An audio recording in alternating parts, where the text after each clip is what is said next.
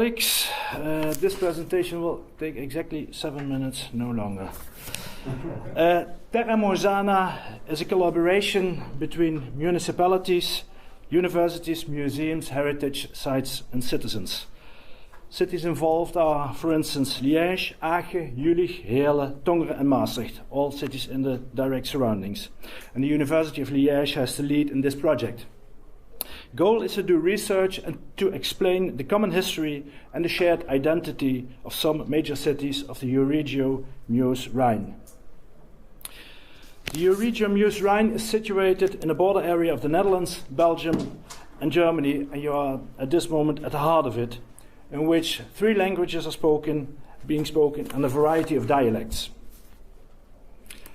Terra Mosana will construct and write new storylines, make 3D scans of existing remains, that is, archaeological remains, churches and town halls.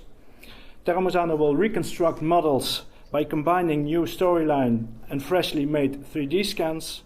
It will compose films, exhibitions, make augmented and virtual reality products, and also do research on ethics, user rights, techniques, sustainable storage, and future use. The focus on this short presentation will be how will Terra Mosana come to write new storylines. Terra Mosana will focus on the connections, on the relationships and the interdependencies between cities, and we will use the historical 3D matrix model. Terra Mosana will use a framework based on research and a network based on knowledge and personal involvement. This is a picture of the historical 3D matrix model which I've developed and which you are not able to read, but that's okay, and I will explain. I call this a model because it is based on an approach, a way of thinking, and is not a fill-in form. It's very simple but very effective. In this matrix, 3 axes are present. The first X is geographically based. For instance, cities as Maastricht, Aachen, Liège and Tongeren are summed up. The second X is chronologically based and divided into historical distinctive periods. The third X and the third dimension is theme-based, for instance, geomorphology, economy, politics, society or language. Each cell requires selected information, and at the end of the line, the interdependencies and conclusions are being summed up. By using this model, it is important to let go of the usual conventions, use proven facts and figures only, and let new insights emerge. The principle of the model are: use not as much information as possible, and today we are talking about data, big data, and even more data, but now it is usable to use not as much information as possible, but as little as possible. Be selective. Select your information on specificness and distinctiveness. Think about what is really distinctive and leave the rest of the information for the moment.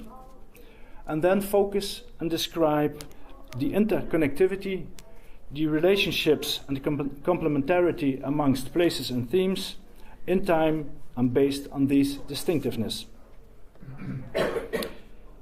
Using this approach, try to describe firstly what are the distinctive features for Maastricht in, for instance, Roman times, based on, for instance, trade. Start with a long list and then create a short list of what is really distinctive. Be selective. And what are those of Heerlen, Aachen and Liège? The first result cell then will show the composed distinctive features of the Euregio in Roman times on trade, or any other aspect you chose. Secondly, now that we have the Roman result, then describe what are the distinctive features in Merovingian times, in Carolingian times, in late medieval times, etc. The second result cell will show the composed distinctive features of the whole Euregio on trade, infrastructure, etc. through time. And then thirdly, the third result cell describes, when all the cells are completed, the shared history and the common identity of the Euregio in its completeness, based on the selective and distinctive elements. Using this model, following aspects have to be stressed. Really focused on distinctiveness through time, the specific historical identity of each city will appear. By reducing information, the picture becomes clearer instead of blurred by an overdose of information. After reconstructing, the reduced information and its conclusions and consequences should be checked and checked again, especially with the omitted information. I would like to give one example. Several books have been written on the Roman city of Maastricht, with its roads, graves, a sanctuary, a bridge, a thermal bathing complex, houses, fortifications, sculpture fragments, and many, many finds. But Maastricht was not a Roman city, it was a small Roman settlement with a special function. In fact, Maastricht can best be described, when approached using the historical 3D matrix model, as a settlement with only one distinctive feature, and that is the combination of a road and a bridge. And one specific function, and it was that Maastricht served as a harbor or port for Tongeren to the west and Aachen and Heerlen to the east.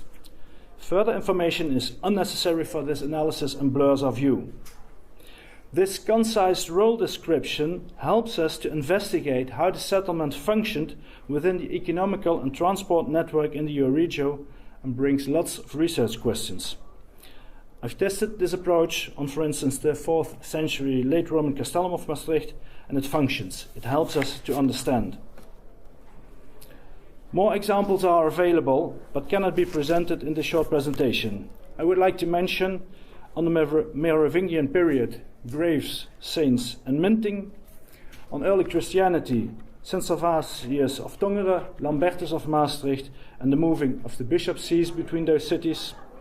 And on the industrialization of the Euregio Meuse-Rhine, the relationships between Liège, Aachen, Maastricht, and Verviers. Dear colleagues, what's next? I hope I explained in short the way in which Terra Mosana will bring new storylines, which will be combined with new 3D scans, new 3D reconstructions, and new 3D models. Terra Mosana will newly describe the relationships between the archaeological remains and the historical sources, cities, and settlements. What is necessary to achieve the expected results? Discipline and selection, and above all, distinctiveness. Reduction of information is not easy and always disputable, but we need discipline, we need a whip. Intense collaboration is needed with the surrounding areas and cities. We need their knowledge and their data. And an open mind is needed, but also a warning, and that is what we learned today. Every selection is a form of interpretation and a step away of our primary data. Dear colleagues, thank you for your attention.